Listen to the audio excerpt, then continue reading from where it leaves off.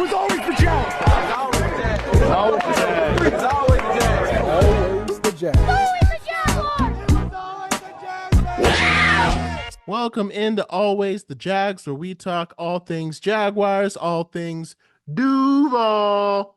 Obviously it's been a very, very trying season for us as Jags fans. But today we're gonna break down our loss against the Eagles. I know it's a little hard to process. If that's tough for you right now too, I'm in the same boat. Still can't really. It's like almost worse that we were so close to winning. I'm like, I almost prefer if we had just lost. Like, I kind of feel like that would be better because it wouldn't feel like we needed to blame poor decision making or poor clock management for us to get the win. But that's where we are right now. So we're going to kind of discuss it. We're going to kind of break it down. And of course, leave your thoughts as always. Do you think the Jaguars should have won that game? What could we have done to win? And what does the future even look like going forward? So we'll try to start with the offense. Just at the beginning of the game, there's no other way to explain it. It was pitiful. I mean, our offensive performance was quite literally, it was putrid. There was nothing that we could hang our hat on as like a good offensive performance. It was bad from the very beginning. I think we had 30 drives in like 15 minutes. And so where does that leave you for the rest of the game? Well, it's really hard to recover from that because, the Eagles go up by 10. And I thought our defense did an okay job of getting after them and keeping them from scoring, right? I think our defense kind of was the one that got us back in this game. And it feels like we're always going back and forth between, like, we just can't play complementary football. It's like either our offense is not doing enough and then our defense has to come in at the last second, or our defense isn't doing enough and our offense has to come in. Like the game against the Packers, I would blame that more on the defense just because when the Jaguars were able to take the lead, the Packers had a back-breaking drive that killed our defense and put the offense on the pressing, and then there was a turnover, and it was just bad, To me, that was kind of like, that was the moment where the defense really let us down. Now, the offense shouldn't have thrown those picks and shouldn't have put us in that position, but it really felt like the defense was the start of that. Like, that was the start of the issue there. Flash forward to right now, against the Eagles, and, our offense couldn't wake up. We couldn't wake up for the longest time. And then finally, we were able to get something going. I think that kind of sparked the defense a little bit when it was like 22-8 and we were able to go down, score, and go for two, which was a good drive. And then the defense got that fumble recovery. And then, it kind of went back and forth until we found ourselves in a position to win it at the end. And we're throwing a jump ball to our third string running back. I mean, like, that was one of those games where, like, I was at a party while it was happening, and I'm almost glad I was at the party because I would have lost my mind if I was watching that entire game, like, play by play. So anyway, sticking with the offense, here's what I don't get for the most part. Trevor led a beautiful, beautiful drive at the end of the Packers game, a lot of two tight end sets, and it looked like he was really starting to build chemistry with Brenton Strange, Evan Ingram, having Tank Bigsby or Travis Etienne, whoever you want on the field, and then Brian Thomas Jr. and I think it was Parker Washington, right? He was leading a great drive. Brenton Strange played 9 snaps after what was arguably his breakout game, where he really showed that he could be a blocker and a runner. And to me, I don't get that. I don't get that at all. Like, as Ryan Nielsen, like, maybe when you're the coordinator, like, your best plays might involve certain personnel, right? But your job is to make sure that your best plays use your best players. That's how good teams make a difference. So that means even if all of your best plays involve 3 wide receiver sets, okay, if Brenton Strange is better than Austin Trammell, which, don't get me wrong, had a good game, Caught more passes than Brian Thomas Jr., which again was a whole nother thing. But if he had a better game than Austin Trammell, why should Brenton Strange not be on the field? If he's better, you should adjust your plays, your two tight end sets to be better. Make them better so that your best players can be on the field. It's not rocket science. Like, and it feels like Press Taylor is making this so much harder than it needs to be. We saw Trevor go down the field and go get a touchdown. Now, I'm not saying every drive would be like that, but he was so in control with that personnel on the field. He was dealing to his guys. And to me, and that two tight end set, because Brenton Strange can catch and block, like he's a really nasty blocker. Now you have the defense can't play box and they can't play zone the whole time because you've got that you've got Brenton Strange in there and they don't know if they're going to run or pass, right? So like you have the variety to do almost whatever you want. You know, you can have Parker Washington play outside and let Ingram play from the slot like Kirk used to do. Because Ingram is kind of like a bigger version of Kirk, of Christian Kirk. And yet he played 9 snaps. And again, like, and Devin Duvernay is out too. So I guess Austin Trammell was the next guy up. And again, hats off to him. He did have a good game. But my question is, why are we not using our best players? That's the question I have for Ryan Nielsen and Press Taylor. Why do you refuse to use our best players? Because most of the time, our best players, they're not up for debate. It's not hard to figure out. It's a very clear answer. There are some players that are our best players, and there are some that are not. Why are you not using them? That's the part that I'm not getting. And they got to answer that. They got to answer to somebody to give us that answer because that's not acceptable. We like our best players should be on the field. So now let's move on to the defense, I guess. I'll talk about that play at the end, more towards the end of the video. Because the defense, I think, for as high powered of the Eagles are, they played a solid game. Solid game. I don't know if it was Ryan Nielsen's scheme this time. I don't know if he was still switching players out like a hockey team, which he probably was, but it was solid, right? The Eagles have a really good offense. Saquon Barkley is a beast. Here's the thing that I can't get over.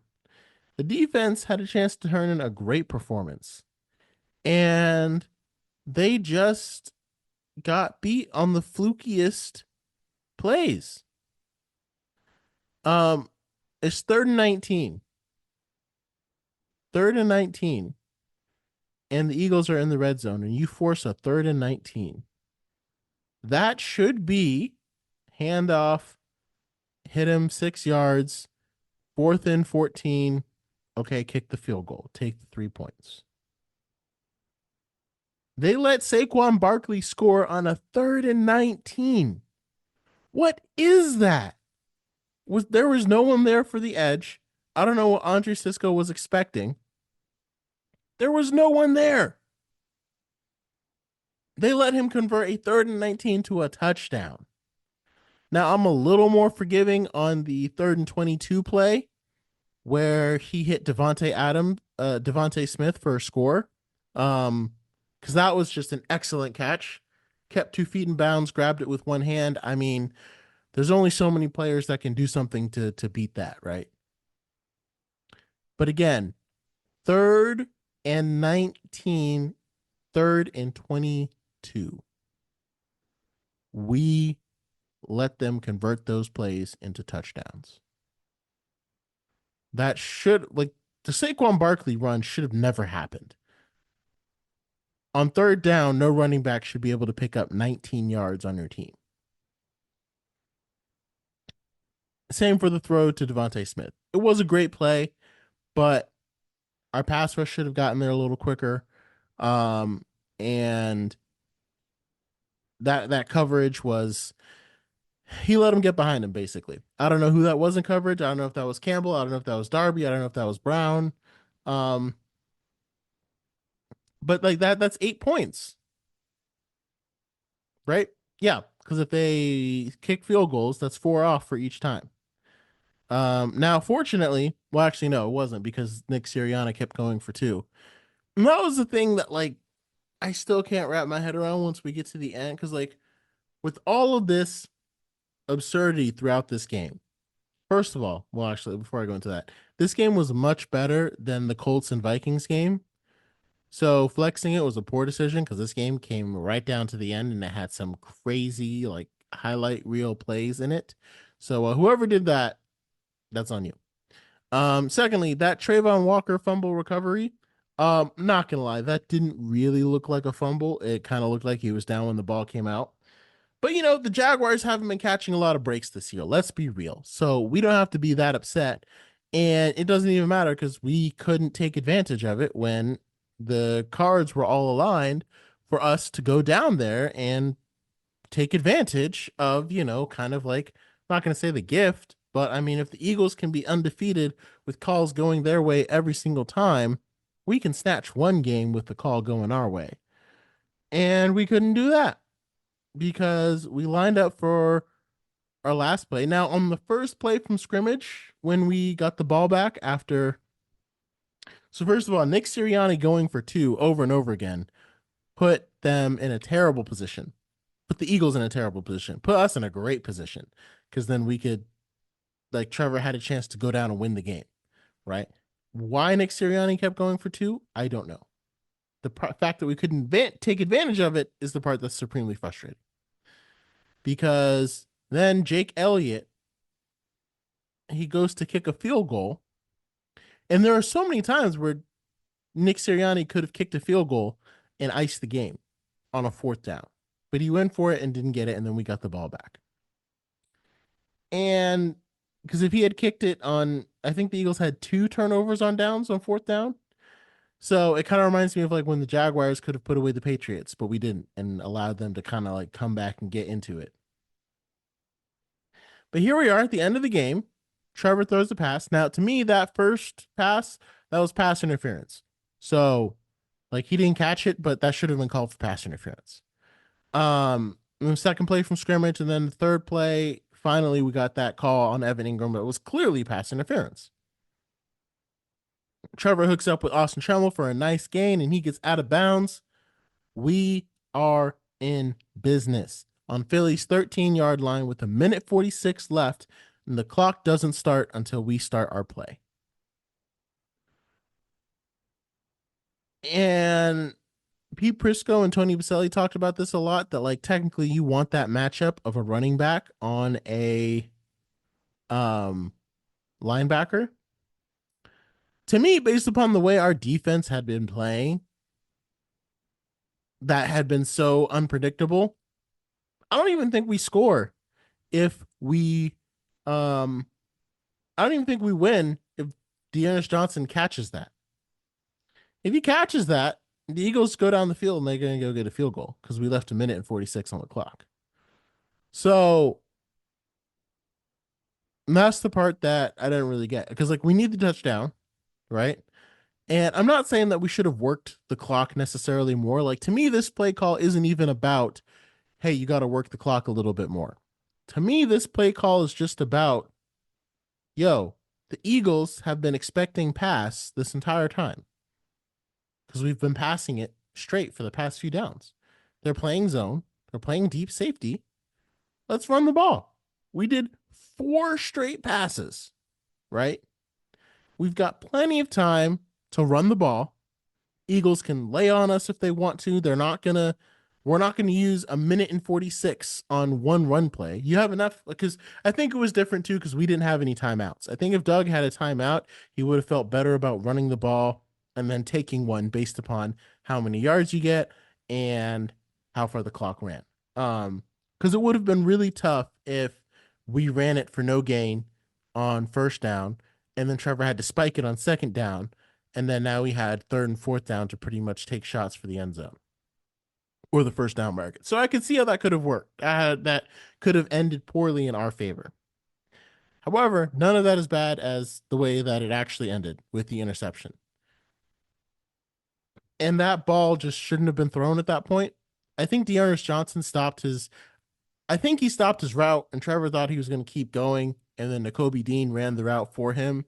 But he was covered. He was covered well. The only person that could have got up and got that was DeAndre Hopkins in his prime. So that's an error on Trevor Lawrence's part. And that's where the ball is supposed to go on that play. He really wanted to score. I can't guarantee it, and I don't think we had been running the ball all day. But I feel like if we ran the ball there, we would have picked up at least 5 yards. And that would have kept the Eagles on their toes. They didn't know whether to expect run or pass. Then on that next play, I would have hit a quick slant out to Ingram. Maybe now you're down to 3. And just let Trevor run it in for the touchdown. Same way he did it with the 5 yards out. Like, to me, you have a nice there's a sequence of plays that you can run there. Not having any timeouts, I think, is what scared Doug and ended him going for the run on that play. But it's again so close and so far. I honestly didn't think this game was going to end up being that close, especially the way we got blown out by a team like the Bears. But the Jaguars are a handful. It's the same narrative all season. We are literally a handful from being 6-2. And I don't think we have the hardest schedule in the NFL, but I think our schedule was a lot harder than people give us credit for. Again, our first 4 teams we played were playoff teams. Then we get the Colts. The next 3 games we should have won. So not beating the Bears was, and then the next 4 games after that, these are all playoff contenders for this year, because we faced the Eagles, and then we had the Packers, and then we had the Eagles, and now we got to go play the Vikings and the Lions. All playoff contenders of this year. So that's 4 playoff teams, a little 3-game break, and then 4 more playoff teams. And sure, the teams that we lost to probably aren't going to make the playoffs. Obviously, the Browns look like the worst team in the league, and the Dolphins finally got Tua back, but it might be too late. Had Tua been healthy, we'd be talking about the Dolphins way differently. They would be a playoff team. We would have lost to a playoff team. Again, the Texans, playoff team. Bills, we got slaughtered by a playoff team.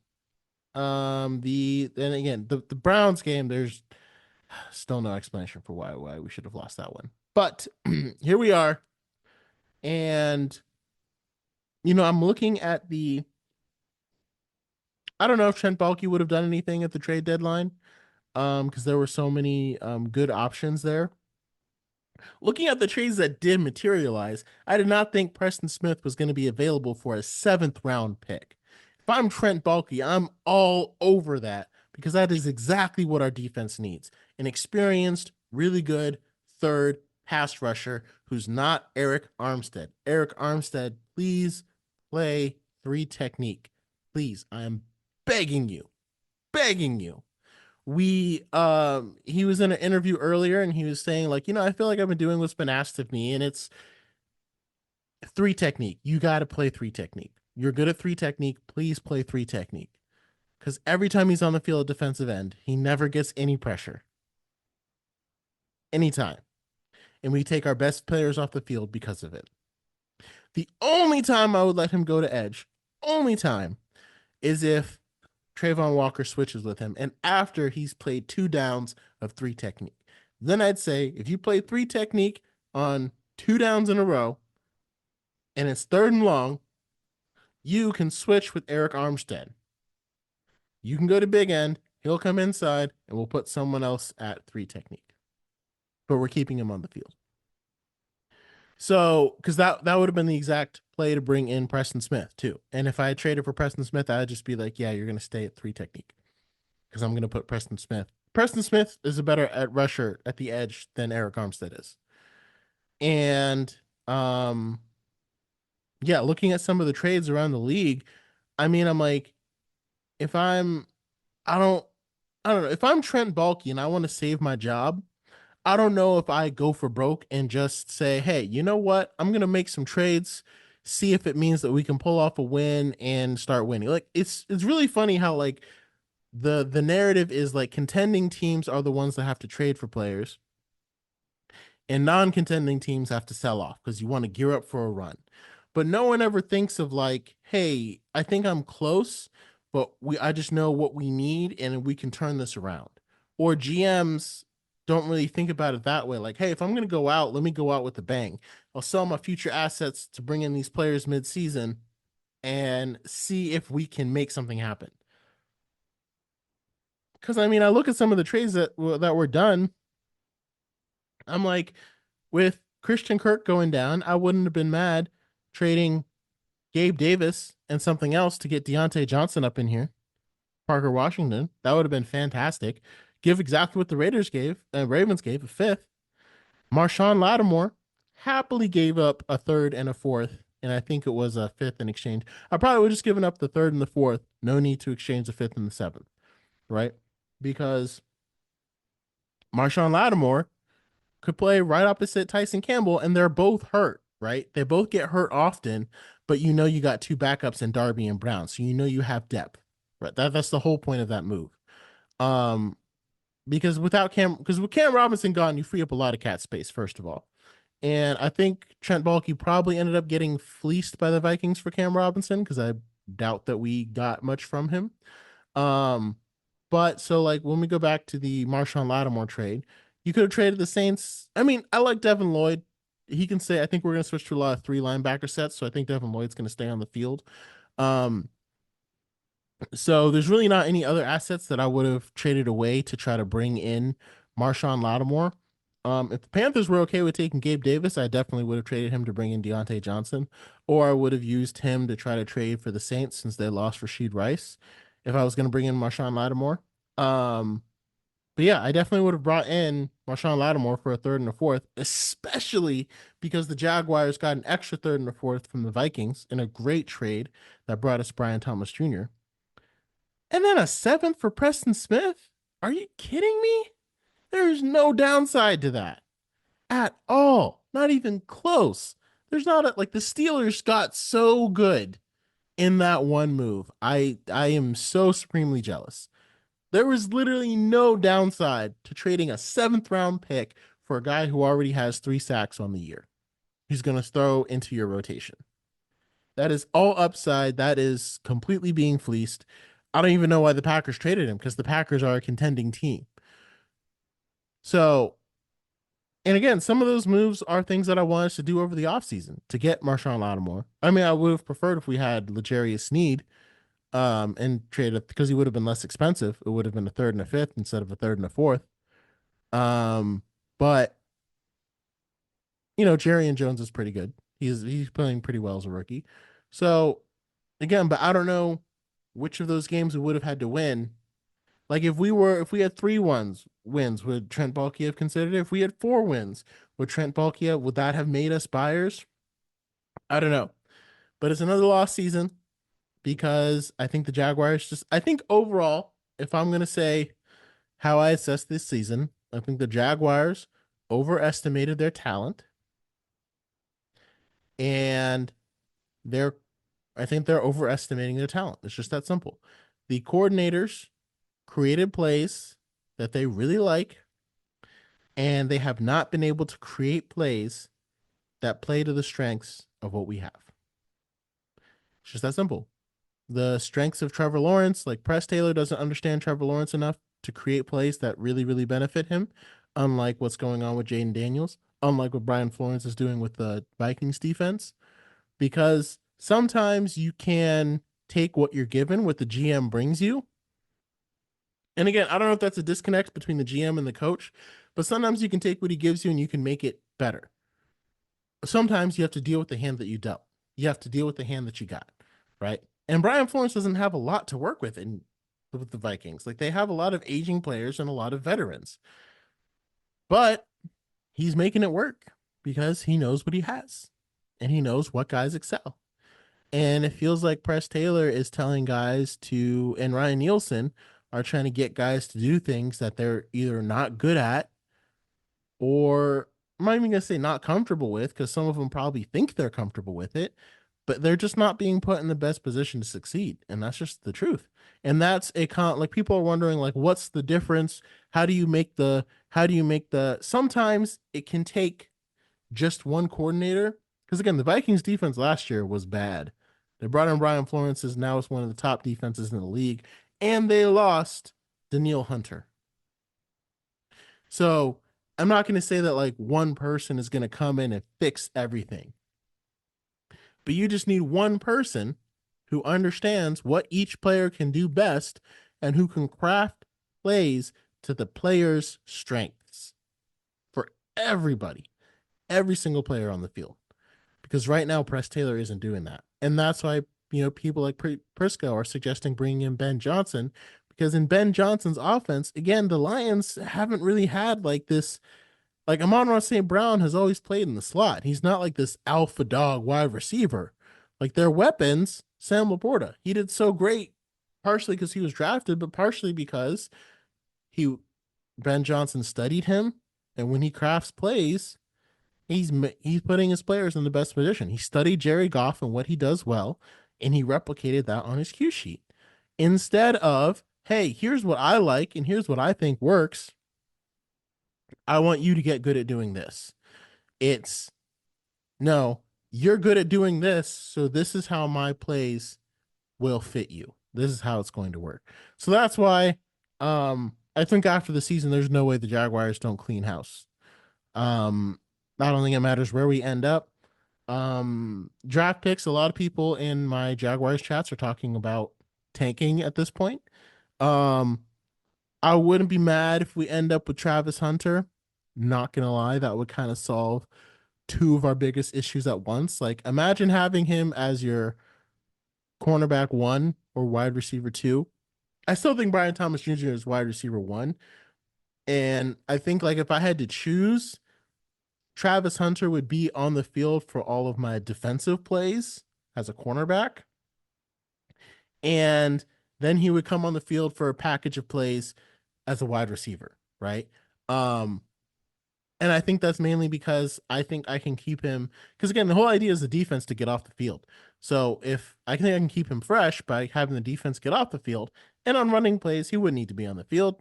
If you're running the ball, he doesn't need to come out there. But if you're doing three wide receiver sets, bring him out, let him play wide receiver two, and have Christian Kirk move back into the slot. So I think Christian Kirk is going to stay with the team as well. He brings a lot of versatility for us.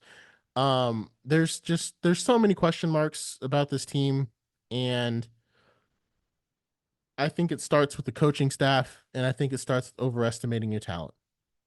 And I think that's just, if you ask me where the Jaguars went wrong this season, that's what they did. I think they overestimated guys and thought they could do things that they actually couldn't. And the problem that's holding us back is the coordinators are unwilling to adjust the plays to make it work. So do with that what you will. Thank you for joining us on this melancholy episode of It Was Always the Jags. Hopefully things will get better, but probably not until Roger Goodell is calling out with the fourth overall pick. The Jaguars are selecting Travis Hunter, cornerback, wide receiver from Colorado State, if I'm not mistaken. I might be wrong on that. Feel free to check me. But until next time, remember, it was always the Jags.